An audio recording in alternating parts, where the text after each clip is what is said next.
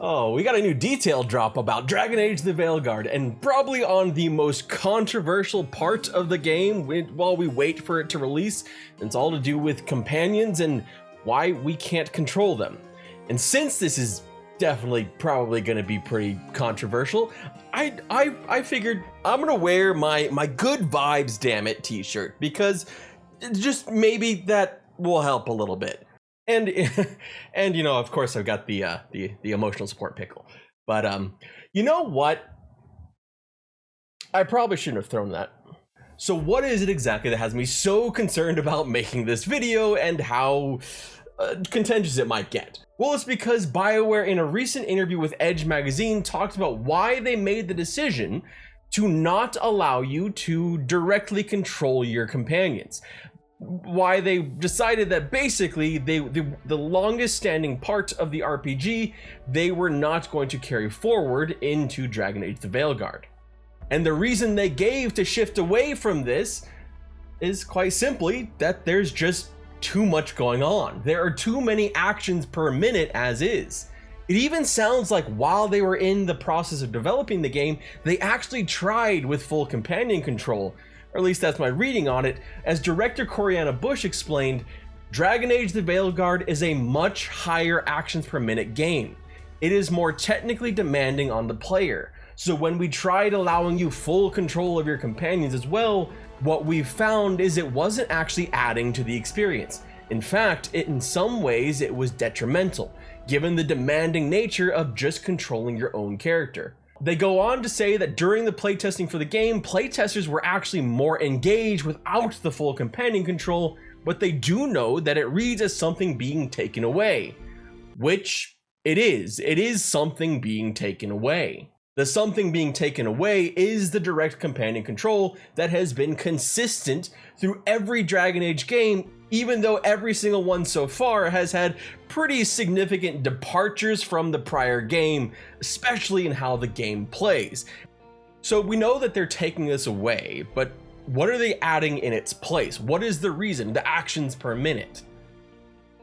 Dragon Age the Veilguard is going to be bringing in a more action-oriented combat than some of the games it had before. Dragon Age Origins was the game that was full-on CRPG with real-time with pause combat, where every decision you made was a very tactical decision, and it really mattered with each individual one. You could also set your combat tactics for each individual companion, but often, at least in higher difficulties, it was better to individually handle each companion because you could kind of synchronize better and deal with the situations that arose better with a tactical mindset. Then as you went into Dragon Age 2, it became more action oriented, and then Dragon Age Inquisition, well, we'll get to Dragon Age Inquisition in a moment. But with Veilguard, it's perhaps going to be the most different. It is going to lean the most into action-oriented combat. It is going to have active dodging and parrying. You'll be able to perform combos and active combat with your weapons, where you can actually weapon swap. In Dragon Age the Veilguard, the thing that is going to perhaps be one of the most different, beyond the lack of companion control, is just how many actions per minute you're going to have. How it's most likely going to be the most fast-paced, at least with how you control your characters. And this, of course, is going to upset some players. Players most likely the ones that were hoping for a return to Dragon Age Origin style playstyle, the more tactical style. But it's not like they're abandoning that either, because you're also going to be able to direct your companions still using the combat wheel, sending them to attack using their abilities and comboing them together and taking advantage of different states that you put your enemies into. I don't know that this will be enough to placate players who loved full companion control. In fact, I'm still trying to wrap my head around it myself, since I really enjoy just being able to swap over to different characters to do different things. But what I am still excited about is that the combat will likely be more engaging. Now look, this is the part where I may upset the other people in this video. And we're going to talk about Dragon Age Inquisition, and honestly, after playing it very recently, so I played it when it released, played it all the way through, finished the game, and I played it now. And when I played it now, one of the things that stood out to me was just how bad the combat feels in Dragon Age Inquisition. I played Dragon Age Origins recently as well, like a replay through of that, and I loved that combat. I thought it was great. I played Inquisition, that combat was bland, it was boring, it was like they took all of the good things of Dragon Age Origins, tried to pay some homage to them, but they were mostly just set dressing. And instead it was more of a just hold down one button while you auto attack essentially, and it was just a little bit mind-numbing to me. I just felt like Dragon Age Inquisition's combat was paying lip service to the tactical nature of DAO, which I loved, and instead was mostly just a combat system built around console controls, but not in an engaging way that kept the tactical side to cling to its original roots, but didn't actually do much with it.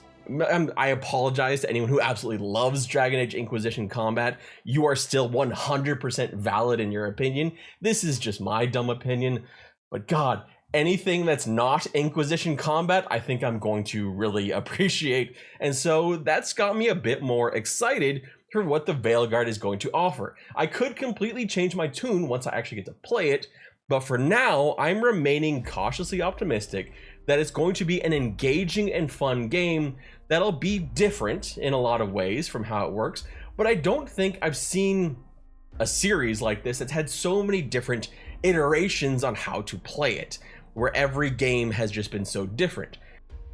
One of the things that I do think is going to be really interesting about Veilguard is how many different difficulty options they're going to give you to interact with this combat system. How you can basically create your own type of game, a very, very difficult type of game, or a very easy story mode type game. It kind of sounds like you're able to craft the game's combat into something you want to play. And one that I'm hoping when you are at the highest levels of difficulty, that tactical side of things is actually going to be very important.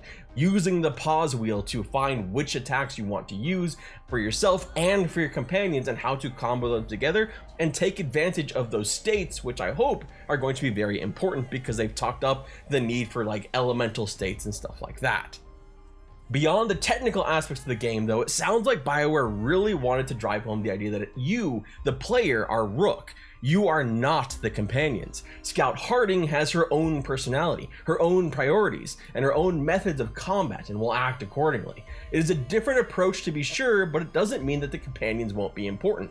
In fact, the companions might be more important in this Dragon Age game, something I covered in this video right over here. You can go see just how much those companions are going to matter beyond just changing the title of the game from Dreadwolf to Veilguard.